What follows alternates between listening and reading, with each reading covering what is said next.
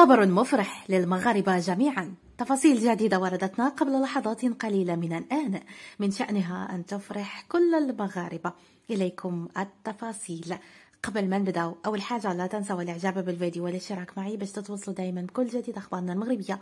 والآن بعجالة إلى التفاصيل وديما مغرب. في تفاصيل هذه الأخبار الجديدة، أعلنت شركة شاريوت البريطانية للتنقيب عن النفط والغاز عن بدء أعمال الحفر في بئر جديدة بمشروعها للغاز بالمغرب، بحيث كتستهدف البئر الجديدة واللي كتحمل اسم دارتوا موارد قابلة للاستخراج، واللي تقدر تقريبا ب 12 مليار قدم مكعب وفقا لأفضل التقريرات. كشفت الشركة البريطانية السالف ذكرها في بيان لها أنها ستشرع إن شاء الله باختبار بئر استكشافية مستقلة تستهدف نمط احتجاز مختلف عن البئر جوزفيت التي تم حفرها بنجاح سابق.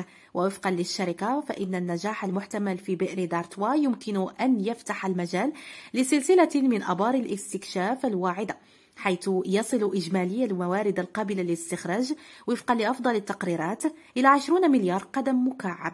وأكدت الشركة أنها ستعلن عن نتائج البئر الجديدة فور انتهاء من عمليات الحفر. وصرح دانكان والاس المدير الفني لشركة شاريوت قائلا: يسعدنا أن نبدأ العمل في بئرنا الثانية ضمن حملة الحفر الحالية، حيث قمنا ببدء حفر بئر دارتوا بعد فترة وجيزة من استكشاف عمليات في البئر جوزفيت. وأشار المتحدث ذاته: نحن الآن نختبر بئر الاستكشاف مستقلة في دارتوا، والتي تقع في مسار خزان مختلف وعلى امتداد اكتشاف غاز موجود سابقا، ونتطلع إلى تقديم تحديث حول النتائج في الوقت المناسب.